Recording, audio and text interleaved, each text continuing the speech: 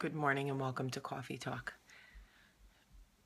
I would like the opportunity to just speak to you from my heart this morning. I woke up this morning with this overwhelming urge to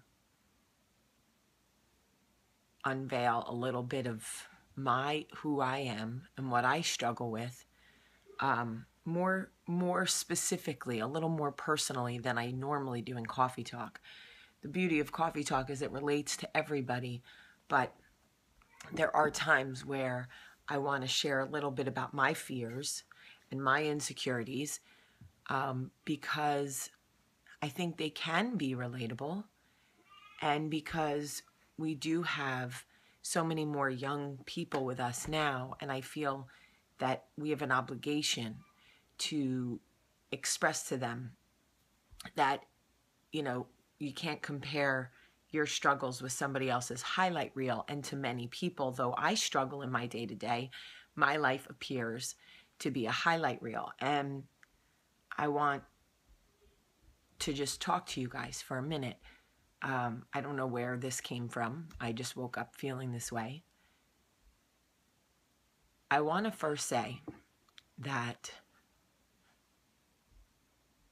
when my father died, I tried to fill that void with drugs, anger, bullying,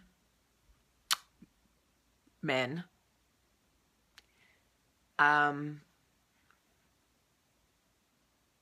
wanted to feel something, but at the same time feel nothing, if that makes sense.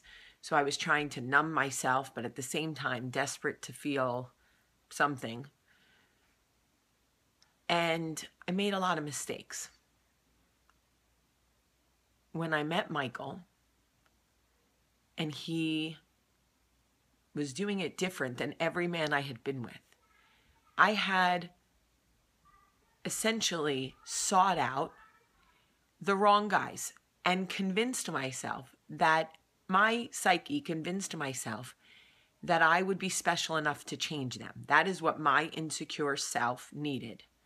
Jamie, pick the guy who cheated on all the girls he was with, because if he's with you, he won't cheat, and that will somehow prove you are better. Truth is, he didn't cheat in the beginning, and then eventually he did because he was a cheater. Abusive guys. My relationship before Michael was very abusive. And when I was with Michael, he handled me so much differently. And I kept thinking something must be wrong with me. At that point you think you're so broken that the person you want to love you just won't be able to.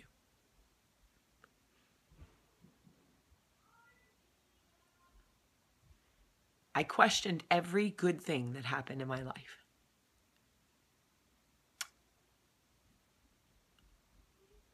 I was editing my book, and there's a chapter about my kids. And I wrote, when I found out I was pregnant with Olivia,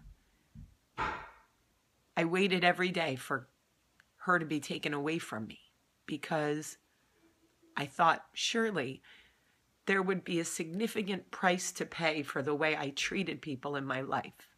And what would be more significant than losing your child? Nothing. There are still days that I wonder if karma or life will come to collect in my husband, in my kids.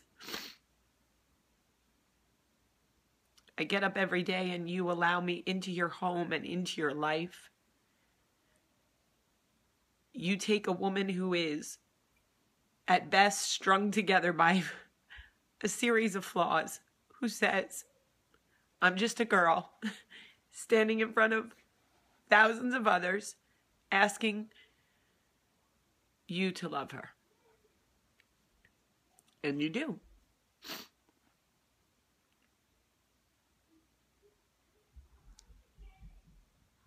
It is an interesting place to be knowing that you have made a lot of mistakes, but it is an even more interesting place to be when you are on the other side of that and want to make it right. I woke up this morning and Michael was holding my hand. He was already awake. And he looked at me and he said, "Morning, babe. Do you want coffee?" And I said, "Mm-hmm." And then he looked at me again and he goes, "You really look so good in the morning." And he climbed out of bed and I thought, really? And then I just had an overwhelming sense of gratitude. I don't want to just thank you all when my chips are down. I want to make sure that you know every day that I don't take any of this for granted. This is my life's work. It is my calling, whatever you want to say. I know now, truly, that I do make a difference to people, whether I am the Jersey Belle, whether I'm a publicist, whether I'm the editor of a magazine. I think for a long time I placed my self-worth in the wrong places. And I want you to know that no matter how many mistakes you make, and if you're anything like me, you're making them all kinds of mistakes. It is never too late to try and get it together, to try to do it better. And also, I want you to know that if you too are looking for love in all the wrong places, isn't that a song? I feel like I should know who sings it, but I think it's like, looking for love in all... Maybe Kenny Rogers. Anyway, if you too are trying to numb yourself or looking for love in all the wrong places, if you're running away from something, trying to numb yourself, or feel something using all the wrong methods of feeling anything, I have been there, in that exact place.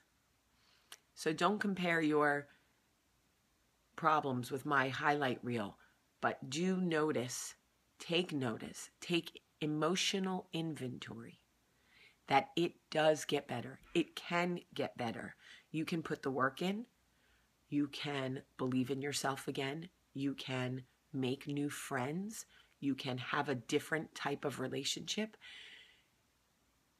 I will say, I personally, me, not you, me, could not have done it without grace. That I will tell you.